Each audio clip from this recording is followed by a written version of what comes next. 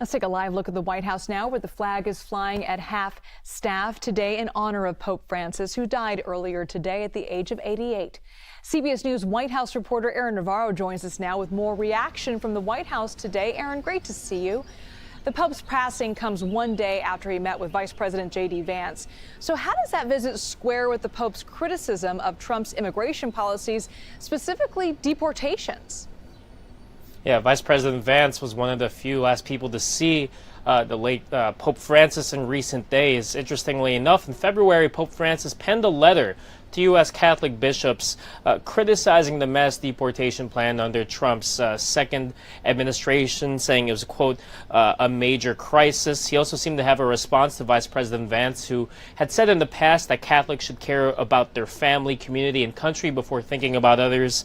And in that letter, Pope Francis wrote, "Christian love is not a concentric expansion." But we did see Vice President Vance give one of the first statements in reaction to Pope Francis's passing, saying that he was, quote, obviously quite ill. And during this Easter event here at the White House, President Trump talked about Pope Francis, referred to him as a good man, but later told reporters he doesn't know yet whether he's going to be attending his funeral in any sort of way. But certainly we'll give you updates if we get any on that front. And Aaron, the president was also asked today about reaching trade deals with other countries as retaliatory tariffs, of course, remain under pause. Here's what he had to say, and then I'll talk to you at the end.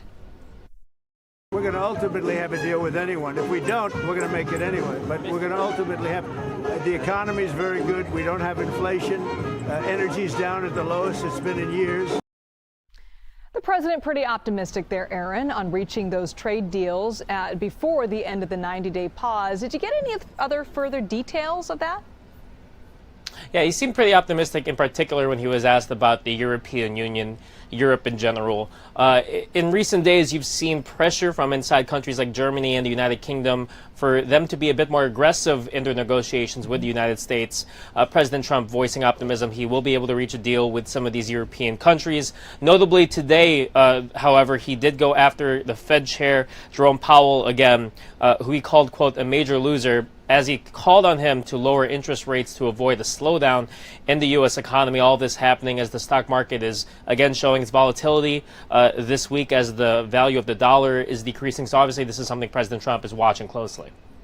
Aaron Navarro, live for us at the White House. Thanks so much, Aaron. Great to see you.